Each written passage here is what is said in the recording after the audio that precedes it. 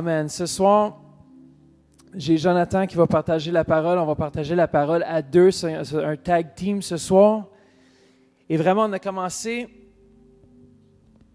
à partager. Je vais aller à gauche. On a commencé à partager sur la famille. Est-ce qu'il y en a qui étaient ici pour le premier message sur la famille lorsque le pasteur Jean a parlé de la famille selon le cœur de Dieu? On a parlé, le pasteur Louis a parlé du rôle de la mère dans le foyer. On a partagé avec mon épouse mardi passé sur la santé spirituelle de la famille ainsi que la santé de tous les jours, d'être en bonne santé. Et aussi, on a parlé le rôle du père. J'ai parlé de ça dimanche. Et puis ce soir, on va parler de la stabilité dans les finances de la famille. Et puis vraiment, je suis vraiment excité parce que c'est vraiment un sujet aussi qui touche chacune de nos vies. Des fois, on dit, on entend un message, oh non, on va entendre sur les finances, puis on dit, je ne sais pas si ça va être le fun, mais ce soir, je crois que c'est essentiel, ce message, dans les temps que nous vivons, d'être sage avec ce que Dieu nous a donné et d'être sage et d'être des bons intendants. On sait comment gérer les choses que Dieu nous donne si on va aller plus loin. Ça fait que ce soir, on va regarder quelques points très intéressants. On va regarder le rôle de l'homme et le rôle de la femme selon Dieu. Alors, Jonathan va nous partager cela. Et après cela, je vais vous partager le rôle des émotions dans nos finances et comment les émotions c'est un gros rôle à jouer par rapport à nos finances. On va aussi partager l'importance de l'unité, d'être unis. On va partager un petit peu sur les dettes. Si vous êtes endetté ce soir, on va terminer avec le point « Comment établir une stabilité dans les finances de la famille ?» Ça fait que Seigneur Jésus, je te remercie pour ce message ce soir. Père, je te remercie que ta présence est ici dans ce lieu. Et Père, on te remercie que chaque personne qui va entendre ce message ici même ce soir ou par Internet ou même par DVD, Seigneur Jésus, qui puisse recevoir à 100%, Seigneur Jésus, ton cœur et ta volonté, Seigneur Jésus, pour les finances, Père. On te remercie que tu es celui qui pourvoit à chacun de nos besoins.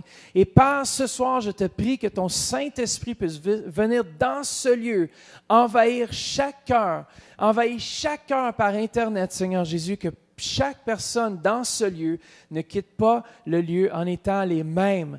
Père, dans le nom précieux de Jésus qu'on a pris ces choses. Amen.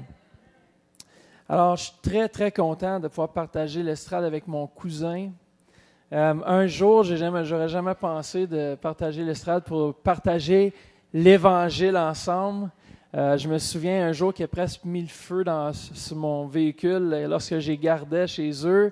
Alors aujourd'hui, le Seigneur il a tout changé ça. Puis vous savez, Dieu a créé un homme de sagesse aussi qui sait bien gérer les finances dans son propre foyer. Et je crois vraiment que même moi, j'ai appris quelques principes aussi qu'il a partagés, même dans ses cours Kairos. En tout cas, si vous n'avez pas suivi le cours des finances, pour les étudiants Kairos, ceux qui ont suivi, vous avez vraiment été gâtés. Parce qu'on avait aussi ministre Denise qui partageait, puis je crois vraiment que ces deux personnes ont vraiment eu le succès dans leurs finances. Puis Dieu en a plus. Dieu en a plus. Come on. Moi, je sais que Dieu n'a pas fini de bénir Jonathan, il n'a pas fini de me bénir. On a beaucoup de chemin à faire, on est encore jeune, ça fait on va être millionnaire avant d'aller au ciel. Amen. Je le déclare dans le nom de Jésus. Pas seulement pour être millionnaire, pour dire « Ouh, je suis millionnaire », non, mais pour être une bénédiction davantage, pour avancer l'œuvre de Dieu. Alors, on commence. Jean, veux-tu nous partager sur le rôle de l'homme et la femme selon Dieu? Oui, exactement. Souvent, on se dit le rôle, c'est quoi l'importance en ce qui concerne les finances? Ça a vraiment un rôle crucial. Vous savez, je mets un portrait. Imaginez ici que pour diriger l'Église, je mets comme responsable Pasteur Jean de l'administration, la réception, toutes ces choses-là. Est-ce que l'Église sera en bonne santé? Lui-même va l'avouer, il va dire non, c'est pas ma force. Il dit j'ai besoin de ma femme qui doit m'aider parce qu'elle est forte dans l'administration, ces choses-là. Donc, il faut définir le rôle de l'homme. Je vais plus définir le rôle de l'homme que celui de la femme, mais je vais définir le rôle de l'homme selon Dieu en premier lieu. Avant même de rentrer là-dedans, je vous pose une question. Croyez-vous que le travail, c'est une malédiction ou une bénédiction? Je ne sais pas, c'est mélangé un peu. Qui dit bénédiction? Qui dit malédiction? Puis il n'a pas commencé à travailler encore. C'est parce qu'il ne veut pas travailler. Mais vous avez raison. Je pense que c'est parce qu'on est bien éduqué au centre éveil. Mais beaucoup croient que le travail, c'est une malédiction. Mais vous savez, l'homme a été appelé à travailler. Dans Genèse 2,15, on peut voir que Dieu, je ne sais pas si c'est ici, le prochain, je crois. Oh non, désolé, je pense. Ça, c'est Genèse 3,17. Mais dans Genèse 2,15, ça dit que l'homme a été placé pour cultiver et ramasser le champ. Donc, Dieu a appelé l'homme à travailler. Est-ce que le travail, c'est mauvais? Non. Pourquoi? Qu'est-ce que ça peut amener le travail? Pour moi, de ma part, j'ai commencé à travailler à l'âge de 11 ans. 11-12 ans. Vous savez, mon père, il m'a enseigné que tu dois apprendre à être responsable de toi-même. Il dit, j'ai la tondeuse à gazon. Il dit, tu vas acheter le pétrole, le gaz, puis tu vas aller cogner aux portes, puis tu vas aller chercher des contrats. Puis moi, j'étais tout motivé parce que je disais, oh yes, ça va me rapporter de l'argent. Mais ce que ça le fait, c'est que ça m'a appris à communiquer avec les gens. D'aller cogner chez les gens, puis comment parler, interagir avec les gens. Ça m'a donné un sens de responsabilité. Je devenais responsable. Ça n'a pas besoin d'être non plus relié aux finances, le travail. Vous savez, je donne comme exemple, ma sœur, quand on était plus jeune, elle nous gardait 2 soirs de suite, un vendredi soir, un samedi soir. Ma sœur a dit, « Jonathan, vendredi soir, je te mets en charge d'être avec moi, de m'aider pour que la maison soit sous contrôle. » Donc, moi, j'ai un frère jumeau. Donc, ce soir-là, il commence à s'énerver. Puis là, moi, on m'a mis responsable. Je dis, « Hey, comporte-toi comme du monde. » « Oui, non. Il dit, « Qu'est-ce qui se passe avec toi? » Fait que là, il commençait à courir avec le couteau dans la maison, puis il courait après ma sœur, tout ça, parce qu'elle lui donnait des ordres. Fait que là, moi, j'étais là, puis j'étais sur mes gardes, puis j'étais le responsable. Mais là, le samedi soir, elle met mon frère jumeau responsable. Là, c'était le contraire. C'était moi qui étais avec le couteau, puis qui courait dans la maison partout. Mais juste pour dire que le travail amène un sens de responsabilité. Puis même qu'ils ont découvert quelque chose, j'ai un frère qui est trisomique, qui travaille présentement. Ce que ça fait, c'est que ça amène un sens de responsabilité encore. Vous savez qu'ils ont dit, hey, les enfants déficients aussi peuvent travailler. Ça amène quelque chose, ça lui met responsable. Ils commencent à se débrouiller par eux-mêmes aussi. Donc, tout pour dire que même dans le travail aussi, on trouve notre identité. C'est pour ça que j'encourage souvent les gens à servir dans l'Église, c'est qu'on vient qu'à découvrir qui je suis, moi, mes habiletés, mes talents. Donc, ça, c'est juste quelques points. Donc, mais Dieu a appelé l'homme et pas la femme, parce que la femme n'était pas encore formée. Il avait dit à l'homme qu'il devait travailler. Donc, on voit là-dedans qu'il y a un sens de pourvoir aux besoins de sa famille, dès qu'il a été créé. On voit aussi le deuxième point, dans Genèse 3, 17. Je m'excuse parce que j'ai marqué Genèse 2, 17. Dieu dit à Adam, « Puisque tu as écouté ta femme et que tu as mangé du fruit de l'arbre dont je t'avais défendu de manger, le sol est maudit à cause de toi. C'est avec beaucoup de peine que tu en tireras ta nourriture tout au long de ta vie. » On peut lire ensuite, « Dieu dit à la femme, « Je rendrai tes grossesses très pénibles et tu mettras tes enfants au monde dans la souffrance. » J'ai souligné, « Ton désir se portera vers ton mari, mais lui te dominera. » Je vais juste clarifier ici le premier point. Quand il parle à l'homme, on voit que, comme deuxième mandat, l'homme a comme mandat d'instruire, d'enseigner à sa femme et à sa famille. Vous savez, parce que Ève n'était pas encore là quand Adam était instruit par Dieu de dire « Tu ne mangeras pas les fruits de tout ça ». Ève n'avait aucune connaissance, mais il avait mis la responsabilité à Adam de dire « Tu vas instruire Ève ». Donc, c'est pour ça que la Bible dit que le péché est entré par Adam. Il n'y a pas faute d'enseigner sa femme. Fait, en tout cas, juste pour dire, puis je vais juste clarifier ici, il dit à la femme, ton désir se portera vers ton mari, mais lui te dominera. Je vais clarifier ici, c'est ton désir, c'est la femme, elle n'est pas inférieure à l'homme. OK? C'est que émotionnellement, elle est plus faible, comme on peut dire. Souvent, on retrouve la femme insécure. Dans plusieurs cas, puis malheureusement, elle recherche toujours une sécurité. Elle recherche vers qui? Vers l'homme. OK? C'est ce qui est écrit ici. Ce n'est pas moi qui l'ai inventé. Donc, je vais juste clarifier si on va au prochain point. J'ai l'illustration. Oh, ça c'est le travail. Ça c'est la malédiction. Il faut travailler à la sueur de notre front, sauf si vous travaillez pour une municipalité. Moi, j'ai l'air climatisé au fond, puis il n'y a aucune sueur qui se produit. Prochaine slide. Vous savez, ça, c'est juste pour commencer à instruire. Je vais juste vite fait passer à travers ça. Vous savez que, je parle de la culture juive ici, un père prenait son enfant et lui montrait comment dépenser son argent ou investir son argent. Donc, il lui remettait comme exemple un 10 $. Il lui remettait 10 papiers à 1 $. Et voici comment il enseignait son enfant à gérer son argent. Si on peut passer.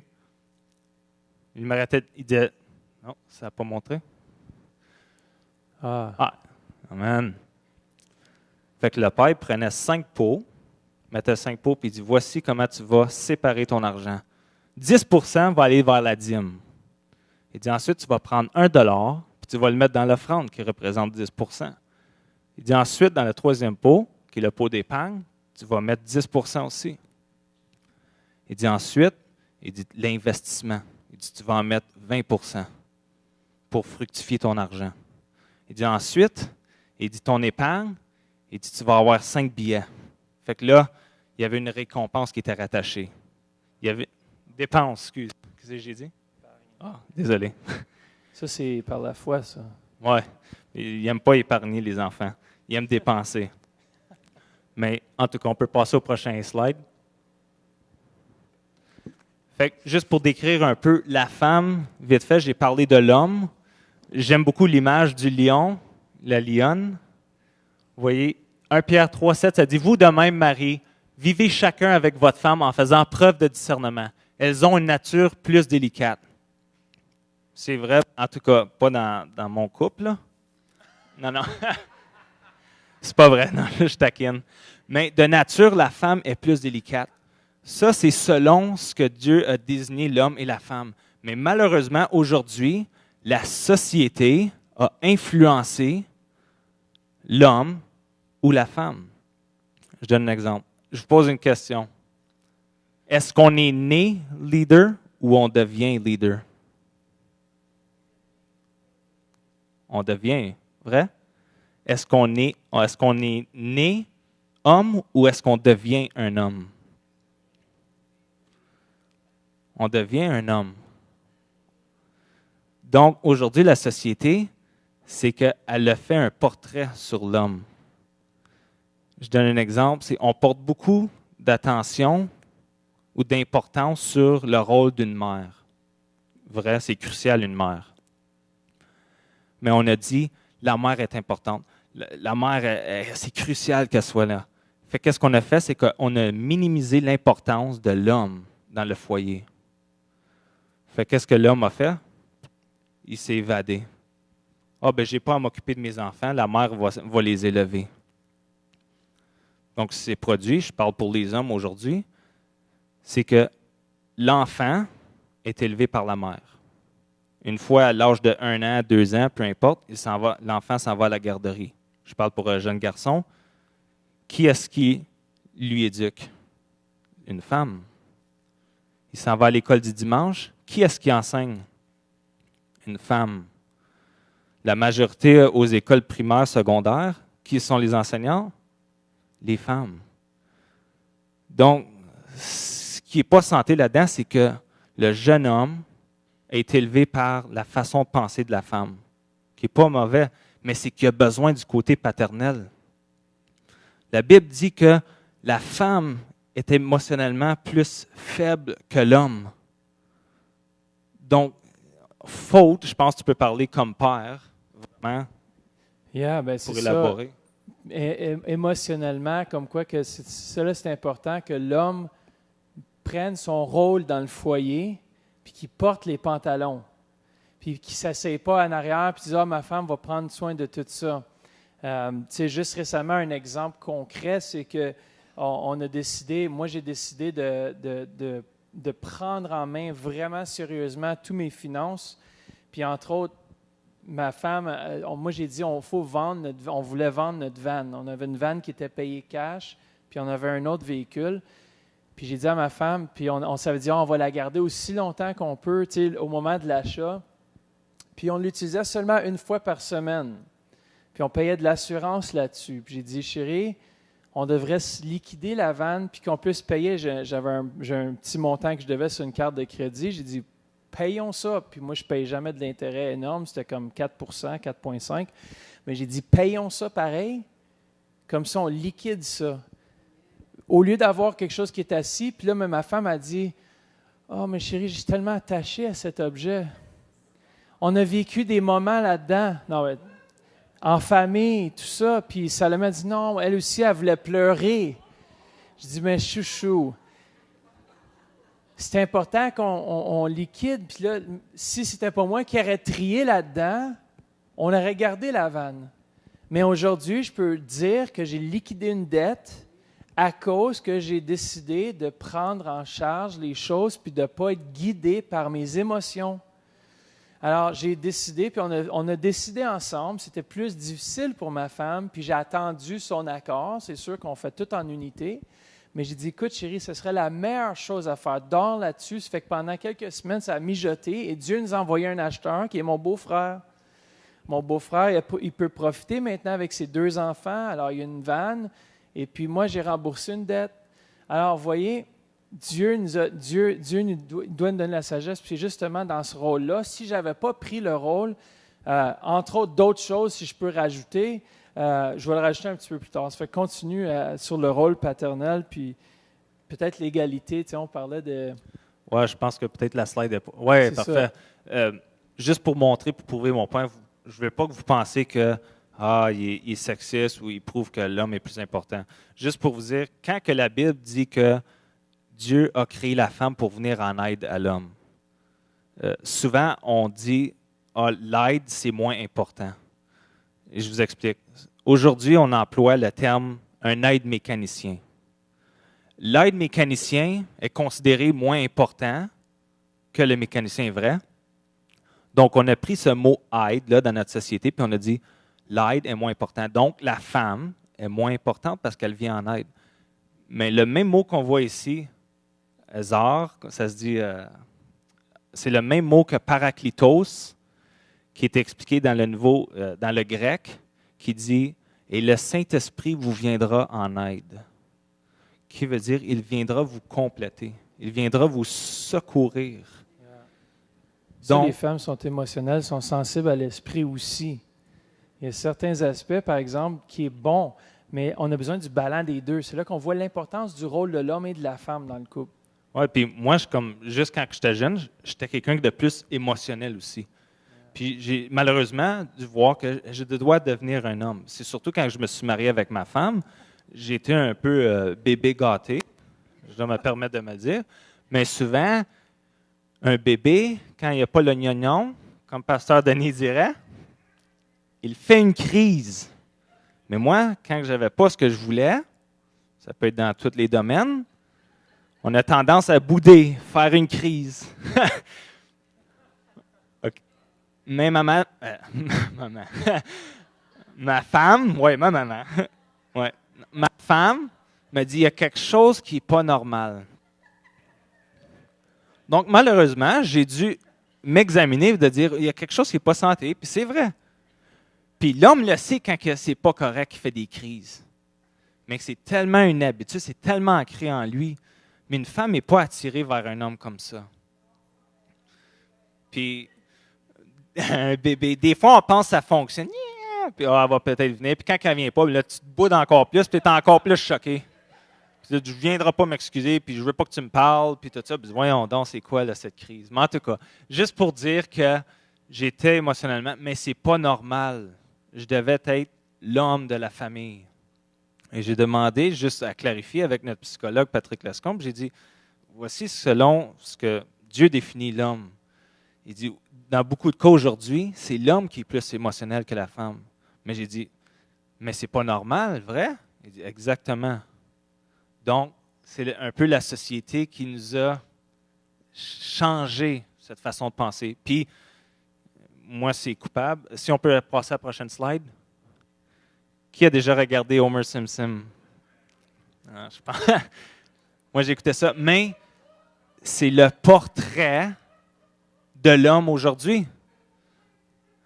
L'homme est rendu un paresseux. L'homme ne travaille pas. C'est ça qu'on jette comme image comme l'homme. Fait que l'homme, il se dit, bon, mais je me base de cette image-là, puis je vais devenir comme ça, c'est facile. Fait que, en tout cas, juste pour dire, je pense que j'ai terminé sur le rôle vraiment de l'homme et la femme. Je pense qu'on comprend, mais on dit, comment est-ce qu'on peut amener en relation avec les finances? Qu'est-ce que tu enseignes? OK, tu dis que la femme est moins forte émotionnellement. Ça veut dire quoi? Pasteur Mathieu, je ne sais pas si tu peux parler un peu sur les émotions. Exactement, les émotions. Ça fait que notre deuxième point ce soir, c'est le rôle des émotions dans nos finances. Est-ce que vous savez que tout par rapport aux finances joue dans nos émotions? Lorsqu'on fait du counseling de couple, aussitôt qu'on touche finances, le couple s'allume.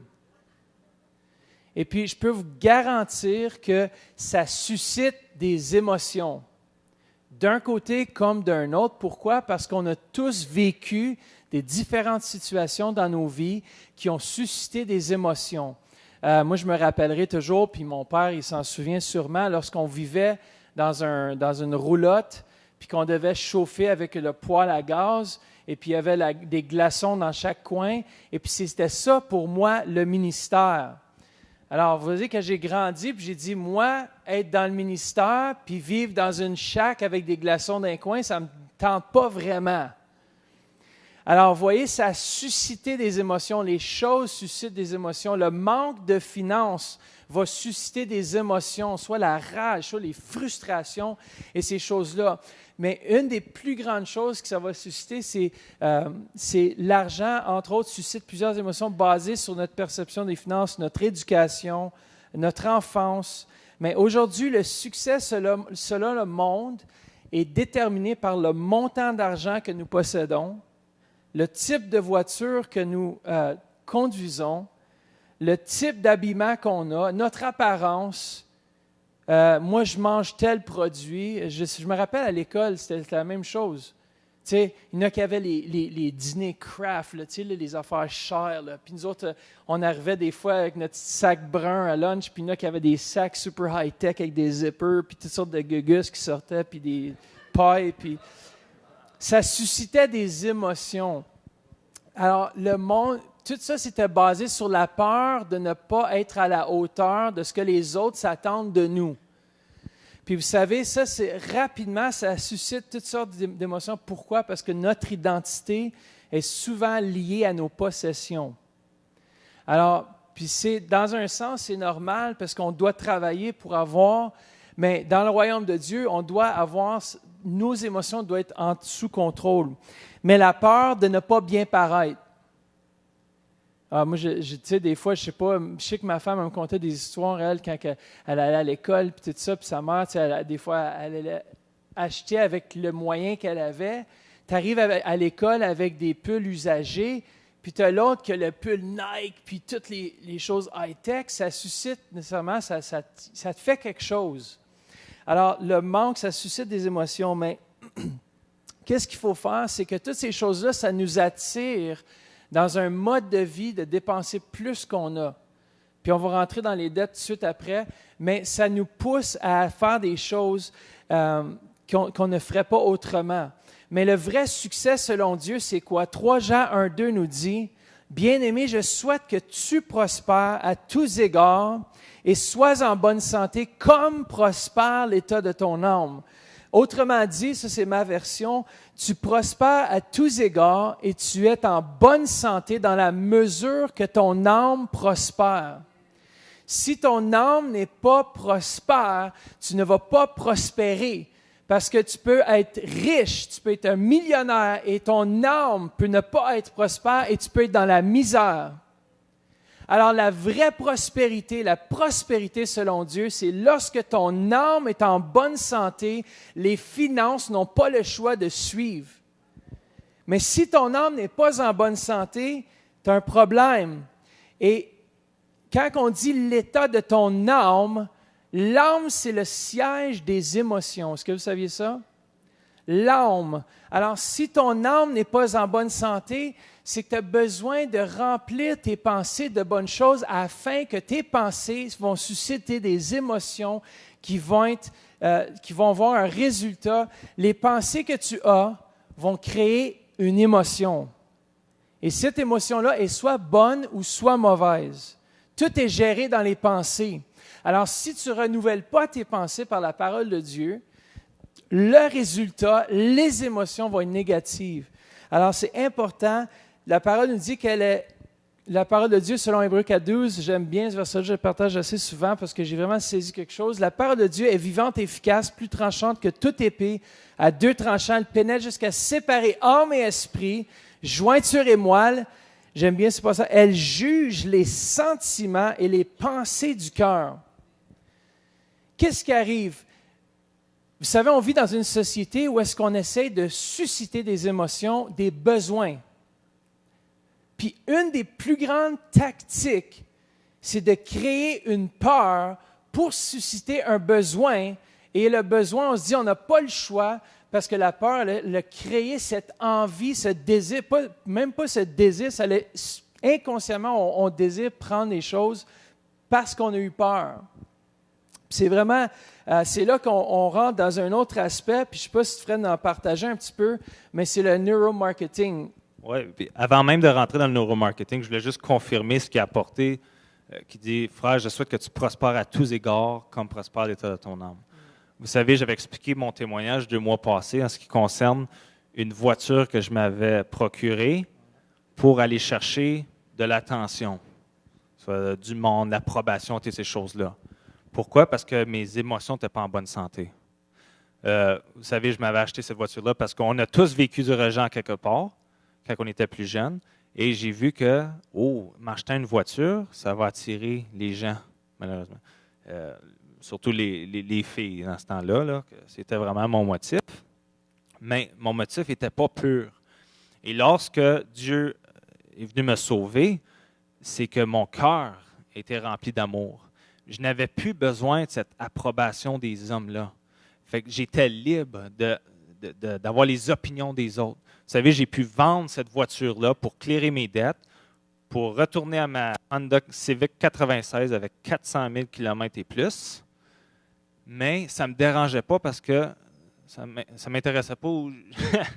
Les opinions des autres n'importaient pas. Ça ne changeait pas qui j'étais. Fait que maintenant, je peux vivre bien de dire, je peux m'habiller comme que je veux, je peux conduire la voiture que je veux, puis je me fous de ce que les autres pensent de moi. Yes, c'est bon. Ça, c'est une liberté. Fait que avant juste de rentrer dans le... C'est bon, puis aussi, il y a aussi, c'est bon puisque tu te continues, puis Napoleon Hill a dit ceci, si tu diriges et contrôles tes émotions, tu ordonnes ta destinée. Alors, tu changes ta destinée. Moi et mon épouse, on a un point concret. Souvent, quand j'étais jeune, j'achetais des choses par impulsion, par émotion, sous le coup de l'émotion, et ça semblait bon. Je voulais combler un besoin immédiat. Alors, je voyais quelque chose, tout de suite, je l'achetais. Je dépensais l'argent nécessaire. Puis le lendemain matin, souvent, je me retrouvais que la chose était en spécial dans un autre magasin. Mais par impulsion, je l'ai acheté et j'ai dépensé beaucoup plus que j'aurais dû dépenser par impulsion. Alors, moi et mon épouse, on a décidé, même lorsqu'on s'est mariés, même très tôt dans notre mariage, que si on était pour avoir, elle a vu mes impulsions, au début de notre mariage. Elle a vu comment impulsif j'étais par rapport aux dépenses et tout ça. Et puis on s'est dit, si jamais je deviens, on est pour faire un achat au-dessus de tel montant, et puis je te promets que je dors dessus 24 heures de temps. On passe 24 heures ensemble, on réfléchit, puis on dort là-dessus, et le lendemain matin, on voit si c'est encore un besoin. Parce que souvent, par rapport à nos émotions, par rapport à notre journée qu'on a eue, par rapport à plein de facteurs, on est fatigué, peu importe, on peut être emporté à faire des choses qu'on ne ferait pas naturellement. Le lendemain matin, souvent, ça nous arrive souvent, on se réveille le lendemain matin, bon, finalement, on n'a pas besoin. Alors, combien d'argent, combien de dépenses inutiles peut-être que vous pouvez vous sauver comme point pratique par rapport aux émotions, de juste dormir là-dessus. Que ce soit une paire de souliers. Les jeunes, je vous encourage, vous avez un peu d'argent. Le peu d'argent que vous avez, vous êtes capable d'être sage avec. Ça ne veut pas dire que c'est la paire de Nike la plus avancée, les Nike Pump. Je vais quand même vous battre au basket. Mais peu importe, c'est une farce. Hein. Je sais que je vais attendre qu'ils grandissent un autre 4-5 ans, puis ils vont dire « Pastor, come and play now. Viens jouer maintenant. » Les émotions vont changer. Tu avais une histoire là-dessus par rapport aux émotions. Je ne sais pas si tu fais juste la compter vite fait. Oui, malheureusement, il vient juste de quitter, mais j'ai eu la permission de Benjamin Bruyère de parler de cette histoire-là qui s'est produite en 2011. Avec la jeunesse, on avait été faire un voyage en Suisse. Corrige-moi, Vanessa, c'est Tissot, ouais, la montre, Tissot. Et je cherche Benjamin, je dis où est-ce qu'il est Benjamin? Il dit il est parti à l'intérieur du magasin. Là, je vois Tissot. Oh. Donc, tout de suite, je me dépêche pour aller voir. J'ai dit vite avant qu'elle jette une montre. Je reconnais l'impulsivité. Hein? J'étais très impulsif aussi avant. Et je vais voir Benjamin. Je dis qu'est-ce que tu fais? Il dit je me jette une montre. J'ai dit combien? Il dit 900 francs suisses. J'ai dit oh. Mais j'ai dit OK. Ben j'ai dit écoute, je ne peux pas te convaincre, mais je dis regarde, qu'est-ce qu'on va faire? C'est que prions là-dessus ce soir. Parce que je dirais ça dans mon cœur que c'est pas correct l'achat. Je dis on va prier le Saint-Esprit. Puis j'ai dit si demain matin, c'est très fort encore en toi d'acheter la montre, je dis on va y aller. Je dis on va y aller ensemble. Mais j'ai dit, c'est clair que le Saint-Esprit, moi je le savais déjà, qu'il ne fallait pas qu'il la jette sa montre-là. Fait que je savais déjà la réponse. Fait qu'il dit, ouais, mais il dit, le monsieur est déjà en train d'arranger mon bracelet parce qu'on va le changer de poignet, on va la changer de bord, puis je me sens mal, comme tout ça. J'ai dit, écoute, c'est pas la meilleure tactique, mais j'ai dit, dis au monsieur, s'il vous plaît, réserve-moi la montre, marque mon nom dessus, et demain matin, quand je vais aller chercher l'argent, je vais revenir à ton magasin. Est-ce que, s'il vous plaît, tu peux aller? J'ai dit, tu as peur de déplaire, mais utilise cette façon-là. Fait qu'il dit, OK. Je ne vous mens pas, 1 heure après, il dit, dude, man. Il dit, tu m'as tellement sauvé, c'était mon argent pour mon loyer. Il dit,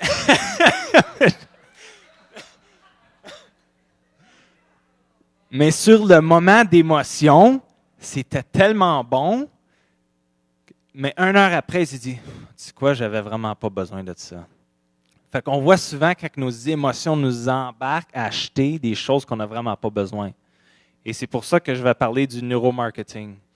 Vous savez, le neuromarketing, ceux qui ne connaissent pas, c'est Christophe Morin qui a développé les études sur le neuromarketing. Mais avant même d'expliquer le marketing, vous devez comprendre qu'est-ce que le marketing. Le marketing avait comme but d'écouter le consommateur. Donc, si j'approchais Patricia, ma femme, je disais « Qu'est-ce que tu veux pour souper? » Fait que, je pense des spaghettis. Puis là, je proposais un hot dog. Là, je voyais ses réactions faciales. Donc, à partir de là, j'écoutais ses besoins, puis je basais sur ses réactions. Puis je disais « je vois un sourire là. Je vois que c'est ça qu'elle recherche. » Mais ils ont découvert quelque chose, qu'il y a des gens qui n'ont aucune expression faciale. Tu peux te présenter la plus belle voiture, ça l'intéresse intérieurement, mais il ne montre aucune façon. Fait qu'il dit, Christophe Morin a dit non, il faut développer ça avec la science. Fait ce qu'ils ont dit, c'est qu'on va étudier le cerveau humain, puis on va voir où sont déclenchées les émotions, soit négatives ou positives, soit par l'odorat, soit par des couleurs. On va voir quelle couleur qui déclenche telle sensation. Vous savez, Christophe Morin dit ceci. Aujourd'hui, les nouvelles sciences sur le cerveau confirment que les émotions ont un rôle central dans notre processus de décision. Nous ne sommes pas des machines rationnelles, mais plutôt des organismes émotionnels. Je pose la question. La plupart d'entre nous, nous sommes dans les dettes. Est-ce que c'est quelque chose de logique ou émotionnel? Logiquement, on ne serait pas supposé être dans les dettes, vrai? Ce n'est pas quelque chose qui est logique. Donc, c'est quelque chose d'émotionnel. Donc, il a dit, OK, on va jouer avec les émotions et on va avoir pour but à pousser les acheteurs, les consommateurs à se procurer quelque chose sans même y prendre conscience. Donc, c'est ce qu'ils ont fait. On peut voir ici dans le prochain slide différentes tactiques, comment est-ce qu'ils s'y prennent. On peut aller au prochain.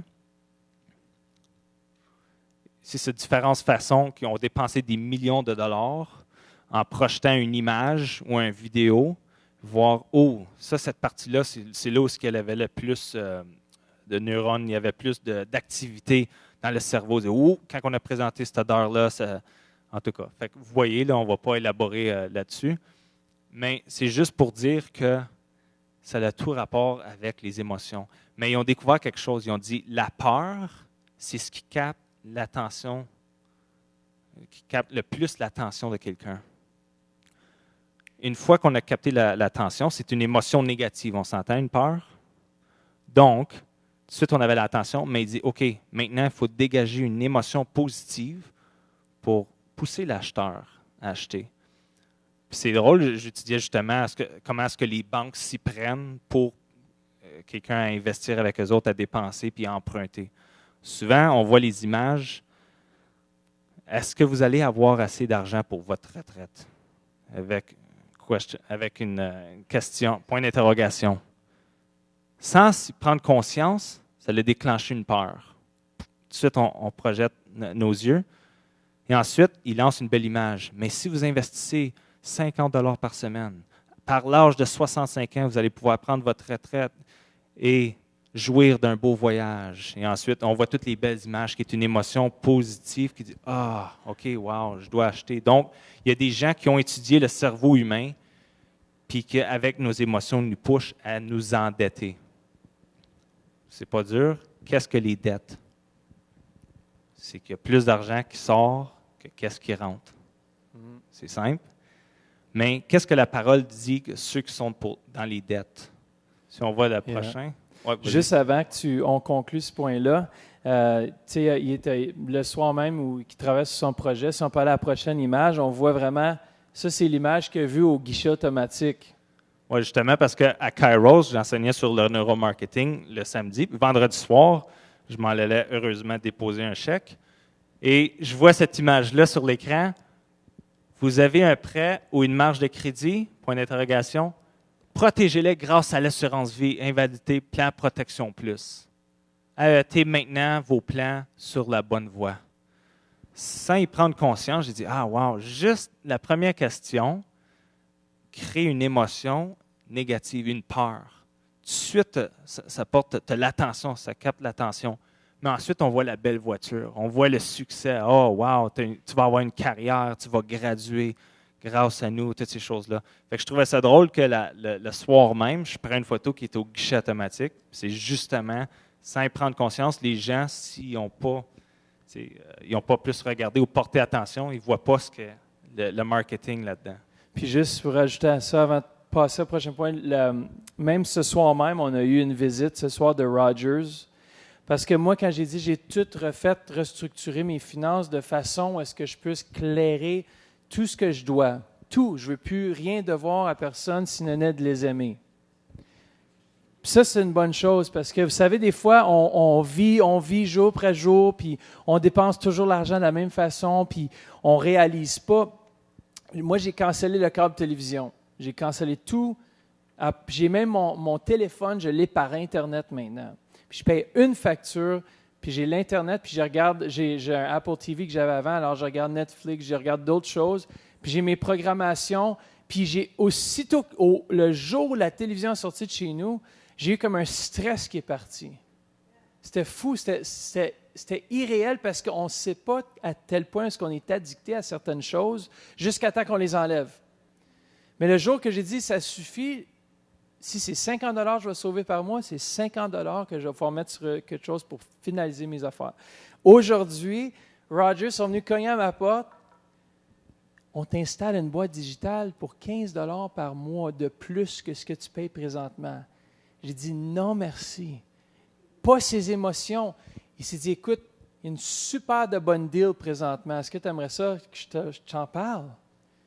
Puis là, dans ma tête, c'est drôle parce que je réalisais ça tout à l'heure. Juste à l'heure, je réalisais qu'il créait une peur. Je vais manquer un bonus. Je vais manquer un forfait incroyable. Puis, il crée une peur, il crée un besoin que tu n'avais pas avant. T'imagines, pour 15 $ seulement. Habituellement, c'est 30 $.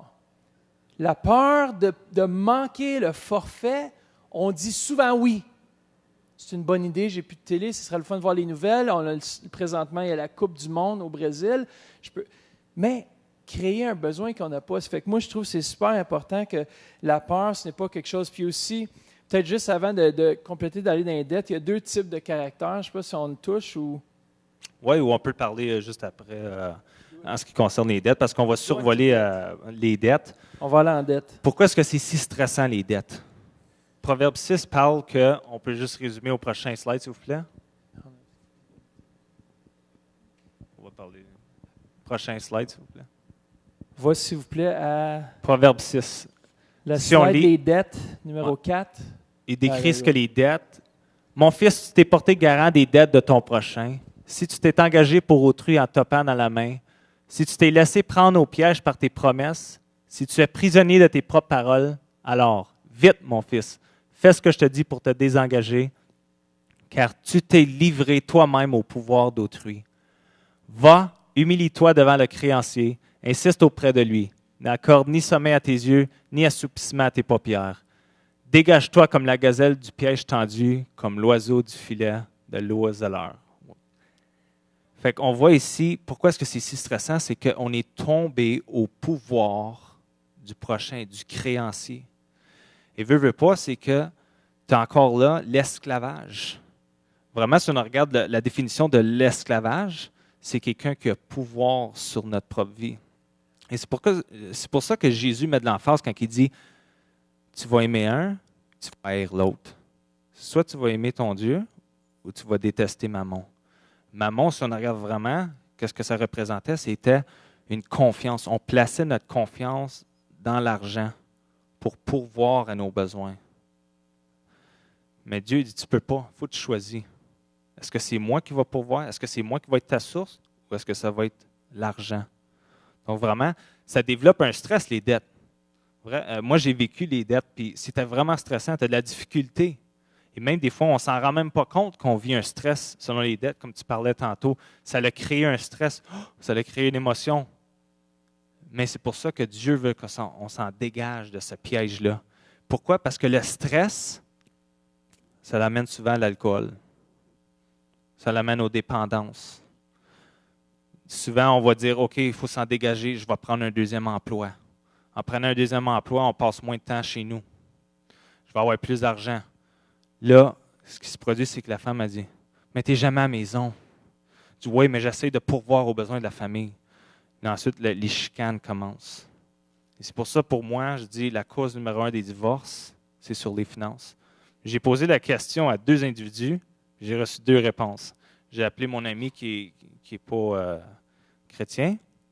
J'ai demandé, quelle est la cause numéro 1 des disputes chez vous? Il dit, les finances.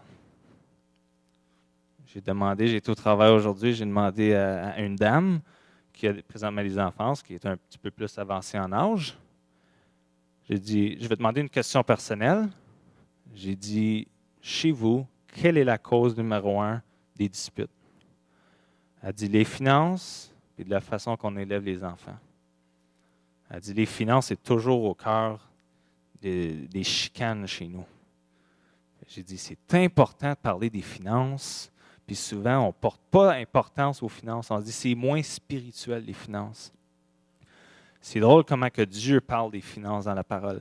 Vous savez, même quand on préparait cet enseignement-là, j'ai dit, non, mais il faut éliminer tellement de versets, il faut tellement éliminer des points, ça n'a aucun sens comment que la parole en parle. En ce qui concerne la gestion des finances, Jésus a donné plus de paraboles en ce qui concerne la gestion des trésors, de l'argent et toutes ces choses-là, plus que toutes autres paraboles. Fait qu'on voit comment est-ce que l'argent, il faut comprendre, elle est ni bien et ni mal. Mais elle peut servir pour le mal et elle peut servir pour le bien. Donc, vraiment, les dettes, je ne voulais pas élaborer davantage là-dedans. Je crois qu'on comprend ce que c'est, puis on avait élaboré là-dessus 2 mois passés. Mais maintenant, c'est qu'on peut présentement parler pourquoi, on a entendu, c'est la cause numéro 1 des chicanes. Mais souvent, c'est parce qu'on retrouve 2 types de personnes. Moi, dans mon couple, moi, je suis celui qui épargne. Ma femme, c'est celle qui dépense. Donc, mais si on va si on va au type de personnage, celui qui épargne à l'excès, j'appelle ça l'esprit d'écureuil. Je ne sais pas si vous vous souvenez Rémi Bale, quand il avait fait l'écureuil, là. J'ai utilisé ça ce matin, j'ai pris l'image. L'écureuil, juste. C'est point numéro 3, on a juste sauté à 4. Revient à 3, les écureuils. Le type de personne. Bon, type numéro 1, c'est celui qui épargne à l'excès. Pour moi, de ma part, je parle pour moi-même, c'est basé sur la peur. La peur de jamais en avoir assez. J'étais comme ça, je travaillais beaucoup pour avoir l'argent, puis je me disais comme but, exemple, OK, je vais avoir dans mon compte épargne 20 000 comme sécurité. Mais arrivé à ce montant-là, souvent on se dit, c'est pas assez. Juste un autre 5 000. Ensuite, juste un autre 1 000 puis c'est fini. Après ça, je lâche. Là. Je lâche mon 2e emploi. Là, c'est que tu continues, puis tu lâches pas. Puis j'ai répété ça à ma femme, je ne sais pas combien de fois. Là c'est fini. Là, il n'y a plus de 2e emploi. Là, les dettes sont finies, mais là, je vais accumuler un petit peu plus. Ah, j'ai dit en plus, man. Il me l'a dit. Puis, oui, mais je n'écoutais pas. Hein. Mais c'est la peur. Puis j'ai dit, mais d'où vient cette peur-là? Puis j'ai demandé à ma mère, parce qu'elle store beaucoup de nourriture à la maison. C'est incroyable. Non, mais j'ai jamais vu ça. Vous n'avez jamais vu ça. Elle ne sait même pas 90% de la marchandise qu'elle a dans ses armoires puis dans le frigidaire. Après survivre 2 ans, si jamais la fin du monde arrive, on va tout chez Louise Decker. Non, parce qu'il y a des choses qui sont expirées depuis l'an 2000. Non, il y a du steak, il y a du freezer burn dessus, mais je dis, c'est pas bon ça, qu'est-ce que tu fais avec ça? Mais elle m'expliquait que ça vient de mon grand-père, parce qu'ils ont vécu la crise économique. Puis ce qui s'est produit à cette époque-là, c'est que mon grand-père a voulu storer. On dit, on ne veut pas vivre cette crise économique-là. On a vécu à travers le stress, toutes ces choses-là, mais ça s'est transmis de génération en génération. Donc moi, malheureusement, j'étais l'écureuil. Mais Jésus, il nous donne un remède. Si on va au prochain, si on regarde dans Matthieu 6, en tout cas, Jésus est en train de nous dire, ne t'inquiète pas de ce que tu vas manger demain. Ne t'inquiète pas du vêtement. Il dit, c'est pourquoi je vous dis, ne soyez point en souci pour votre vie, de ce que vous mangerez, de ce que vous boirez, ni pour votre corps de quoi vous serez vêtu. La vie n'est-elle pas plus que la nourriture et le corps plus que le vêtement? Donc, j'ai dû prendre cette décision-là. On a dit, non, je quitte mon 2e travail. C'est assez. Je dois faire confiance à Dieu. Puis en même temps, ça m'a libéré. Puis aujourd'hui, si on me pose la question, est-ce que tu prendrais un 2e travail? Non. Est-ce que tu es intéressé à du surtemps? Non. Il n'y a rien de plus cher chez moi que de passer du temps avec ma femme. On s'est rapprochés davantage encore. On est encore plus forts ensemble. Puis jamais je voudrais retourner là-dedans.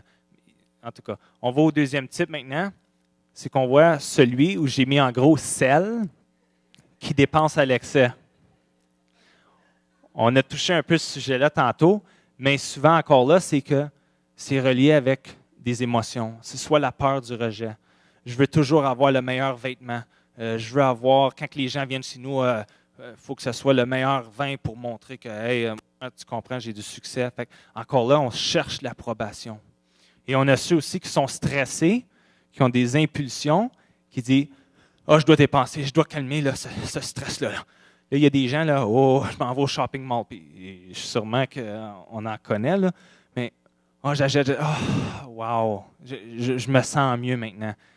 Oui, mais la dette qui s'accumule en arrière de toi, elle va te stresser encore davantage plus tard.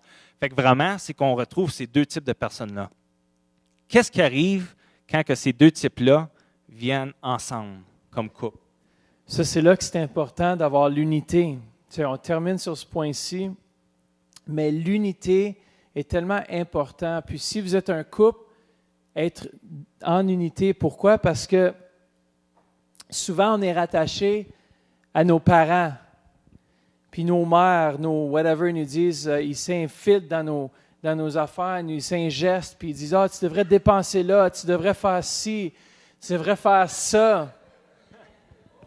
Ça fait qu'il faut faire attention, vous n'êtes pas marié avec votre mère, ni votre père, vous êtes marié avec votre conjointe ou votre conjoint. Alors, ensemble, en excluant tous les parties tierces, vous êtes mariés, ça dit que l'homme quittera son père et sa mère et s'attachera à qui? À sa femme, pas à sa mère. Il va s'attacher à sa femme et ils vont devenir une seule chair. Ils vont décider ensemble, pas séparément. Vous savez, moi, je pensais que j'aurais été capable de, au moins, ça c'est une autre grosse question, puis on en a parlé un petit peu. Est-ce qu'on devrait avoir un compte conjoint ou un compte bancaire séparé? Alors ça, c'est une grosse question. Et puis moi, un jour, je ne sais pas combien d'années, peut-être Bruno peut le dire, mais ça doit faire au moins 6 ans que j'ai ouvert une entreprise à côté de l'église que je travaille. Et puis, j'ai dit à ma femme, j'ai dit, je rouvre une entreprise. Elle dit, OK. J'ai dit, OK. J'ouvre une entreprise. Tout l'argent que je vais faire, ça m'appartient. Alors, je décide où je dépense l'argent. Je décide combien d'argent je vais mettre dans le compte conjoint, parce que quand même, j'ai un emploi, je travaille fort pour mon argent, je travaille à l'église, puis je ramasse bien de l'argent. Non. Je ramasse de l'argent, ça suffit à nos besoins. L'extra que j'ai, c'est pour moi. Elle dit, OK, t'es d'accord, jusqu'à temps que j'ai commencé à faire de l'argent. Là, à un moment donné, l'entreprise commence à faire de l'argent, puis ça va de gloire en gloire, de progrès en progrès à chaque année. Puis là, je me rends compte que Dieu me l'a donné pour, entre autres, pour que ça soit pour pourvoir à tous nos besoins. Pas seulement mes besoins. Alors, il a fallu que je cède ma volonté parce que j'ai choisi de marier ma femme, j'ai choisi de l'aimer, et l'amour donne. Et j'ai décidé que mes enfants vont avoir une éducation chrétienne. Alors, j'ai décidé que cet argent-là que je vais faire, si c'est de l'argent supplémentaire, mais que je vais l'utiliser pour payer des valeurs éternelles à mes enfants. Alors, l'importance d'être unis. Moi et mon épouse, on est unis dans les décisions qu'on fait au niveau financier. C'est sûr, des fois, que j'ai plus de poules quand je rentre un bon montant. Je dis, écoute, là, j'ai rentré un bon montant. Non, ce n'est pas des montants immenses, mais ça couvre nos besoins. Dieu, vous savez, il pourvoit à tous nos besoins selon sa richesse. Lorsqu'on est fidèle avec lui dans nos dîmes, dans nos offrandes, lorsqu'on met Dieu numéro 1 dans notre vie, il ne nous oublie jamais. Il ne nous oublie jamais, je me rappellerai toujours, tu sais, puis ça revient aussi, peut-être qu'on parle d'unité. Il y a juste un verset qui me touche là-dessus, mais c'est dans Marc 3, 25, ça nous dit, « Si une famille est confrontée à des luttes internes, cette famille ne peut pas subsister. » Alors, c'est important d'être unis ensemble. Unis aussi où vous allez semer, où vous allez faire des dons de compassion. Nous, on a plusieurs ministères au sein de l'Église. On a le ministère de télévision, on a le ministère des enfants au Mexique, mais que vous soyez unis ensemble où vous allez semer vos dons. Et les dîmes, c'est différent des offrandes. Lorsqu'on donne notre dîme, on a pris 10% de ce qui rentre et on le donne à Dieu, ça appartient à Dieu et on le fait par obéissance.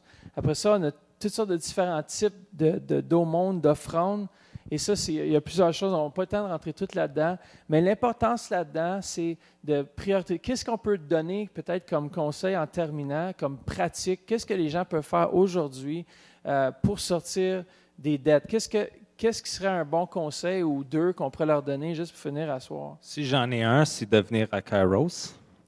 Non. Mais, non, c'est vrai. Non, mais c'est vrai, parce qu'on va vraiment en détail. Ceux qui ne connaissent pas Lynn Fraser, elle joue sur CHRI à 9 h le matin. En tout cas, elle a été formée dans une institution bancaire. Comment est-ce qu'on peut aller chercher les gens puis les amener à être endettés puis qu'ils restent endettés? Donc, elle était chrétienne, elle se dit, si moi je ne le fais pas, quelqu'un d'autre va le faire. Donc, elle se justifiait. Jusqu'à temps que Dieu est venu la chercher un moment donné par après, puis il a dit, c'est pas correct ce que tu fais.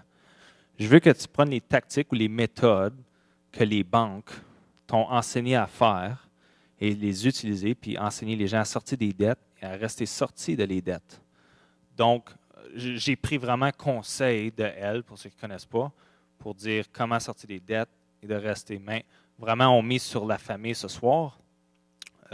Il faut premièrement s'asseoir et calculer le coût. Vous savez, on néglige de faire ça quand, en dating, on se rencontre, on fréquente l'un et l'autre avant même de s'engager dans le mariage. Souvent, on ne parle même pas des finances. C'est tellement dangereux parce que c'est là ce qu'on peut établir les priorités.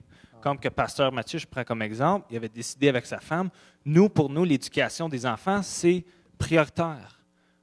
Donc, ce qu'ils ont fait, c'est qu'ils ont mis une liste, qu'ils ont dit, OK, la dîme, c'est obligatoire, on met ça en premier. Ils ont mis en priorité. Ils ont dit, nous autres, les enfants, c'est l'éducation. Fait qu'ils ont dit, le câble, il va prendre le bord. Mais c'est pour toi, la priorité, c'est la télévision. Mais, tu sais, en tout cas. Mais, quelque chose de pratique. Il faut, pendant 60 jours, comme j'ai dit, comptabiliser. Il faut que tu prennes chaque reçu ou te relever et te dire combien est-ce qui rentre dans 60 jours et combien est-ce qui sort. Parce que souvent, aujourd'hui, on n'a pas connaissance de combien qui rentre, combien qui sort. Avec maintenant les tapes, les cartes, toutes ces choses-là, psychologiquement, on ne sait même plus. On n'a plus, en tout cas. Fait qu'il faut, pendant 60 jours, on prend, OK, il rentre ceci, il sort combien? Là, tu divises en chaque catégorie. OK, l'électricité, il a sorti tant. OK, maintenant en eau, en chauffage, nourriture, essence, dîmes, ainsi de suite. Et la liste continue. Ensuite, tu t'assois avec ton partenaire ou ta partenaire. J'appelle ça un Finance Date Night. Puis je dis, maintenant, discutons des finances. Qu'est-ce qui est nos besoins et les needs and wants? Les désirs. Les nécessités. Les nécessités. Donc, tu divises ensuite le tableau, tu dis, ça, on a besoin. Ça, c'est nos désirs. Maintenant, je vois qu'il ne rentre pas assez d'argent. Tu dois au moins, avec vos salaires ensemble, clairer 300 $ par mois, incluant le montant des dettes avec les paiements minimum. Est-ce que vous me suivez encore? OK? Donc, tu prends ce 300 $-là, où tu dois faire de l'espace pour 300 $. S'il n'y en a pas, tu dis, OK, où est-ce qu'on peut couper? OK, télévision. Est-ce que c'est vraiment un besoin? Non. On s'entend que, chérie, télévision, ça prend le bord en premier? OK, bye-bye. Est-ce que l'Internet, ainsi de suite. Est-ce que tes Starbucks, c'est vraiment nécessaire? Elle me dit oui. Mais on s'entend que si on vient en accord, on dit non. Il va peut-être avoir des disputes, parce qu'on a vu, il y a deux types de personnes. Donc, il faut faire des compromis aussi. Vous savez, moi, en tout cas, ma femme m'avait donné la charge, ou j'ai pris la charge des finances, puis j'ai dit, chérie, fais-moi confiance. Je te donne un budget, tu ne peux pas dépenser plus que ça. Admettons, je donnais 100 $ par semaine à l'épicerie. Si ça l'arrivait à 100 $, à 120, il fallait qu'elle retourne et mette de la nourriture sur les étagères. OK? Mais c'est pour montrer jusqu'à quel point elle m'a fait confiance, mais j'ai dit, en même temps, je sais que tu aimes dépenser. Au bout de 5 ans, on va acheter notre cuisine, payer comptant, puis tu vas pouvoir choisir ce que tu veux. Puis, 4 semaines passées, j'ai acheté tout content, la cuisine, puis on attend qu'elle arrive. Mais en tout cas. La sagesse. Mais c'est juste pour dire.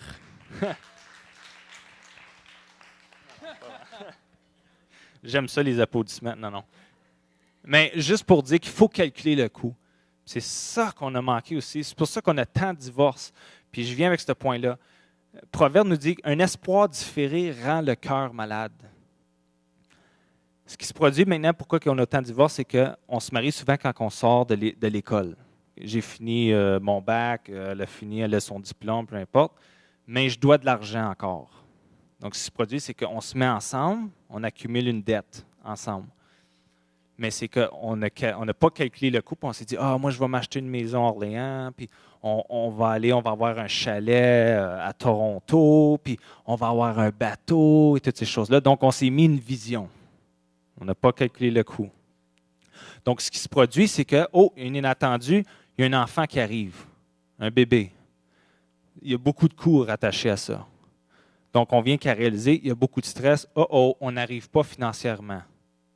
Donc, ce qui se produit, c'est que souvent, l'homme va chercher un deuxième travail, passe plus du temps avec la femme. La femme est déçue.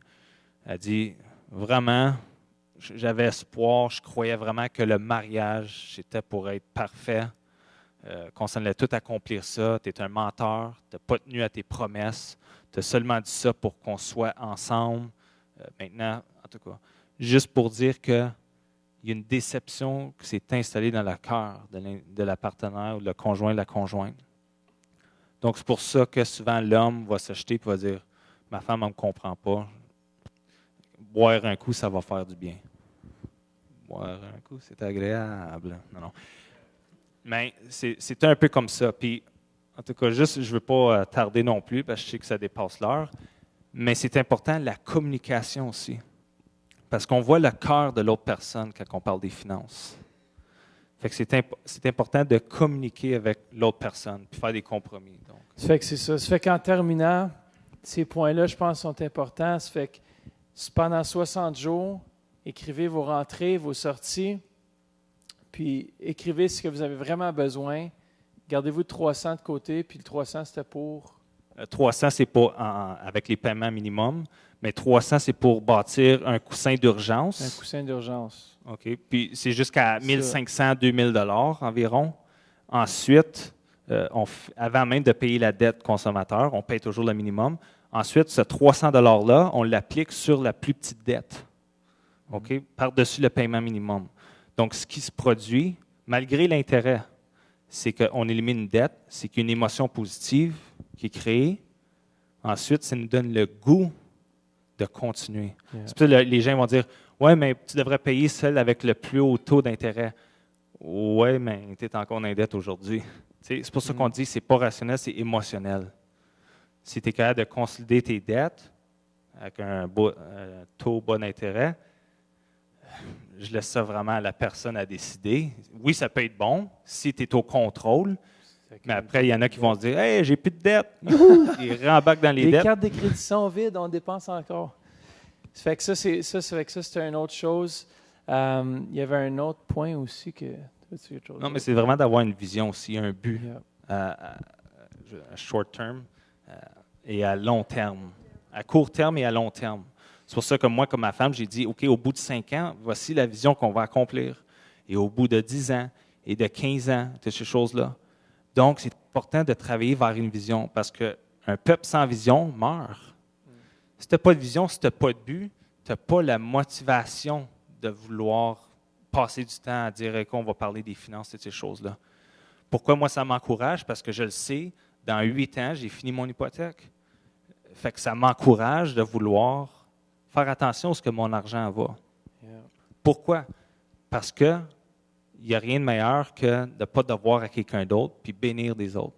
Puis honnêtement, juste pour finir, l'ennemi numéro 1 du matérialisme ou de l'égoïsme, c'est la générosité. Fait que je vous encourage aussi à bénir, à donner aux autres aussi. Puis à déclarer que vous êtes hors dehors des dettes. Souvent, de juste se déclarer, de le croire, c'est une chose, mais déclarer, je suis hors de dette. Peut-être qu'on peut se lever ensemble ce soir en terminant, puis juste on va juste déclarer ensemble la victoire dans nos finances. Si vous êtes par Internet, on va juste déclarer la parole, on va juste rapidement déclarer avant de quitter ce soir. Mais dites ensemble, je suis la tête et non la queue. Je suis toujours en haut et jamais en bas. Je suis riche dans tout ce que j'entreprends. J'ai la faveur avec mes patrons. J'ai la faveur dans les magasins. Je trouve les rabais.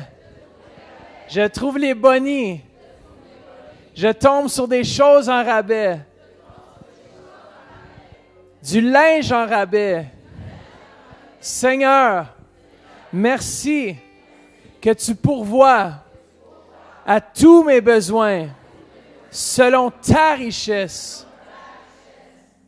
Merci Seigneur Jésus. Je suis prospère comme prospère l'état de mon âme. Et je parle à mon âme ce soir. Et j'appelle mon âme à la prospérité. Je déclare sur mon âme la faveur, les richesses.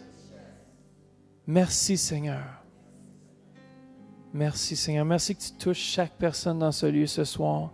Et Père, que ce soir, on puisse quitter, Seigneur, étant plus riche que lorsque nous sommes rentrés, Seigneur Jésus. Père, on réclame maintenant, on appelle. Commencez à voir ceux qui sont en dette, commencez à envisager la possibilité de sortir des dettes. Souvent, on a tellement été longtemps sous un joug d'esclavage qu'on ne sait plus c'est quoi la vraie liberté. Commencez à déclarer, commencez à voir que vous êtes libre de toute oppression financière. Qu'aujourd'hui, vous allez commencer à dire, moi j'ai commencé à déclarer que j'étais hors de dette. Et le moment où j'ai fait ça, Dieu commence surnaturellement maintenant à opérer dans mes finances. Puis, pourquoi? Parce que je l'ai déclaré. J'ai cru. Et aujourd'hui, je reçois. Faites la même chose. Amen. Soyez bénis ce soir. Ceux qui ont besoin de prière, vous pouvez venir, on va prier avec vous. Sinon, mais soyez remplis, soyez bénis. On vous aime. Amen.